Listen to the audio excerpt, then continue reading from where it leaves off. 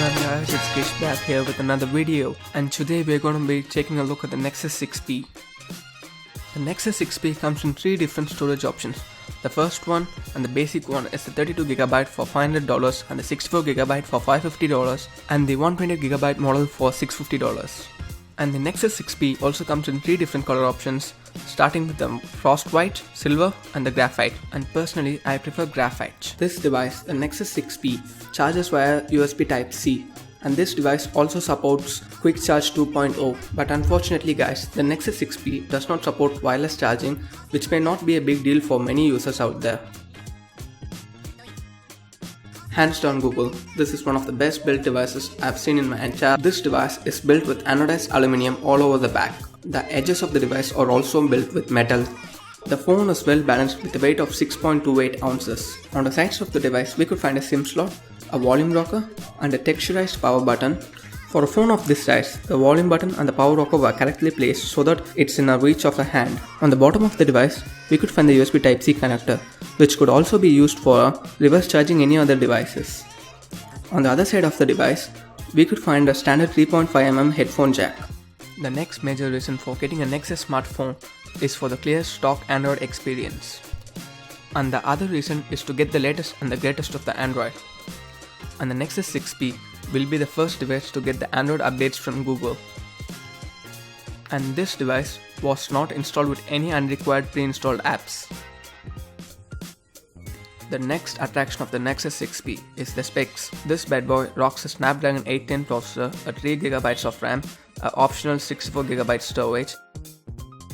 And these specs of the Nexus 6P leads to a hassle-free gaming experience. Gaming on the Nexus 6P, I had no issues on gaming on this device. I ran through all those major games on the Play Store. I never had a single crash or even the device did not warm up. The metal unibody on this device makes heat dispersing an easy one.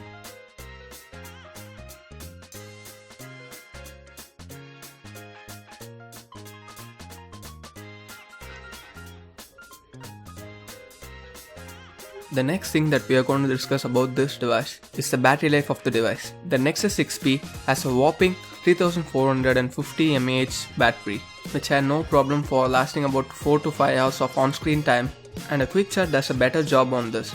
If you charge the device for about 10 minutes, you will get 4 to 5 hours of battery life on this device. And on the Nexus 6P, especially on the Android Marshmallow, you get this new feature called the DOS, which is nothing but a battery saver. So you guys might be wondering, what is DOS? DOS is a battery saver which just closes all your app when it's not in use. As you can see on the screen, it's the time when I sleep. It just closes all the app and you can see the battery performance doesn't drain down. So if you have a battery percentage of 40% at the night, and you could have a battery percentage of 39 or 38% in your morning. And if you're like me and consume a lot of media through your phone, then rejoice guys. This is the smartphone you've been looking all your life. The Nexus 6P has a Quad HD display, which is one of the sharpest and the brightest I've seen. The Nexus 6P also has a dual front-facing speakers, which are clear and loud enough for you and your friend to hear. The next big feature of the Nexus 6P is the fingerprint reader, which is unusually located at the back, but trust me guys, this is the best location for a fingerprint reader to sit. The Google guys also call the fingerprint reader as Google Imprint. With the fingerprint reader sitting at the back, you will be able to unlock the phone as you take it from your pocket. The Nexus 6P has a 12 megapixel rear-facing camera, which is capable of taking 4K video with a f2.0 aperture with a laser auto. The Nexus 6P also has a built-in shortcut. If you press the power button twice from any screen on your mobile, you will be directed to the camera app. Okay guys, let's look through a series of photos taken by the Nexus 6P. For your information guys, these photos was not taken by me. I borrowed these photos from Ed from TechSource.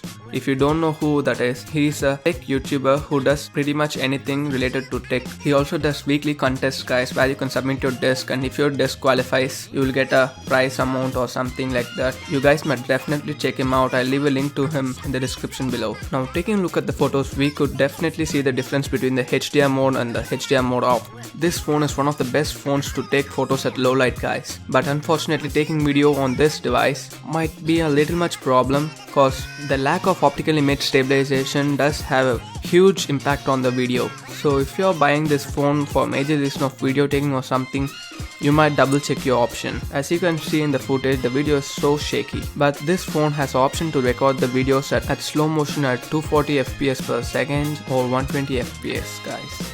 If you want to check out the full resolution photos guys, I will leave a link down in the description so you can check out the full resolution photos. So what do I conclude about this smartphone? This is one of the well-built smartphones out there in the market, and this would be my daily driver from now. This is one of the greatest Android smartphones of 2015 guys. I would definitely recommend it to one of my friend or family members guys. So what do you guys think about this phone and my video on this? Don't forget to leave a comment down below guys, and also don't forget to check out Ed's channel guys.